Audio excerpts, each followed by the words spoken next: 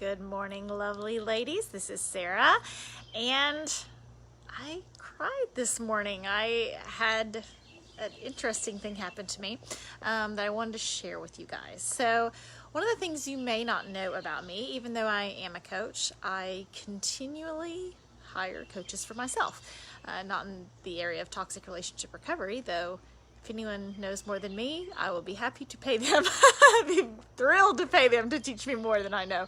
I'm always looking for new answers. But I hire coaches for all kinds of different things in my life, right? Right now I have mindset coaches and executive female coaches to help executive leadership. And I hired a speech coach this morning. And it's been a while since I've been a beginner. And when I talk about the speech coach, everybody's like, oh, we love your accent, don't change it. And I was like, I know, but when I'm on the phone and videos and calls for 8, 9, 10 hours a day sometimes, by the end of the day, my voice is really hoarse, right? And I do love singing. I want my grandchildren to be able to hear lullabies that I sing to them, and so I have to protect my voice. So I have a vocal coach who's working on helping me become a better speaker and protect my voice. It was so dang hard. It was so dang hard to have someone criticize, even though she's supposed to, right? So criticize your voice, like how you speak. And so I would have to read things from a book, and I would say, the word, she said, mechanic, and I would say, mechanic, just different words, trying to get it right. And it was, you could tell she was like, thought I was gonna give up on her. I was really frustrated. She kept saying, you just need to relax. And I was like, relax, I can't even talk right, And I want to share that to say, I know usually I'm on the other end of the chair, right? And it's like, well, just to let here's what you need to say. Here's how to set boundaries. Here's how to stop people pleasing. Here's how to stop letting the toxic person get in your head. Here's how to whatever. And that's my new normal. But I recognize it's not your new normal. And I recognize how scary and defeated. And it's been a while since I felt some of those feelings, which is part of the reason I keep up-leveling my game, right? I want to be connected to what it feels like to be a beginner and to not have it, when you achieve certain things, it feels really humbling to go back to the basics about something.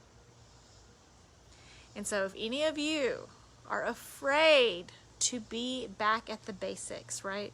To learn how to set boundaries, to learn how to reconnect with what's right with you, to learn how to become toxic person proof, to learn how to do any of those things you need to maximize your life, to design a life you're excited about living, to have the life you want, then I want to encourage you with my own story. And I felt so stupid. I felt, what do you mean I can't say the word right? And I was trying to have it forward in my mouth and breathe, which I'm having horrible posture right now as I do this live with you guys. But I've always prided myself on being a very good communicator, right? And so when it's someone's critiquing, and I purposely put myself in the situation, because I believe with all my heart that we all have blind spots, and to become the best version of ourselves, we need someone who's an expert in the things we're not experts in, right? I'm not an expert in, I'm not a speaking coach, right? And I love to speak and I love my subject, but as far as vocal mechanisms and the diaphragm and all that kind of stuff, I needed help. I could pretend it's not there. I could pretend it's not an issue. I could just say, I can talk. God, I don't need somebody to help me talk. Like, are you crazy? Like, people love to hear me speak, right? I mean, I could do all those things, or I could say, you know what? I want my best life. Like, I want to be excellent in every area. I want Oprah to say what an amazing speaker I am, right? And to get to that next level, I'm going to need some help, and it's going to require vulnerability. It's going to require me feeling stupid. It's going to require me not being at the top of my game, and humbling. It requires you to be humble and say, I do not have this area of my life mastered. I need help with that. So if any of you are in that spot and you feel like, You know, everybody's got it together but me, or, you know, maybe I can do it on my own, or, you know, there's a lot of safety, right? As I got off the phone with her, I was like, okay, I need to do some YouTube videos about how to round my vowel sounds and talk more in the mask of my face and speak more forward. And there's no vulnerability in YouTube videos, right? There's no vulnerability in watching my Facebook lives, right? And just trying to, okay, let me practice. But the real change, and I'm really proud of myself, right? It sucked, and she could tell that I was like upset, and she kept saying, oh, relax your throat as you speak. And I was like, okay, I'm trying to relax, I'm trying to do it right, I'm trying to speak, right? And there's vulnerability in that, and there's growth in that, and there's power in that. And the places that we need to work on the most, whatever that is for you, really having somebody come into your life and say, come on, let's try it this way, let's try it this way. No, you're not dumb, no, you're not stupid, you're just learning, you're just beginning. That's the magic, you know. There's been several times in my life I've done that. I've purposely put myself in very, very scary situations. I've done it over and over and over, and done the scary thing over and over and over. And so when people see, they're like, oh, you probably never struggle with this, or this is probably easy for you. It's like, no, it wasn't. I just purposely knew what life I wanted, and then put myself in situations to really get what I want and really get help and the support to get there. Even if it felt really scary, even if it felt super vulnerable, even if I felt stupid and cried on camera with this girl from Texas, right?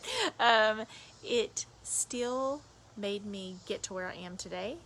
And in your life, whatever's the scariest decision, many times is often the right decision.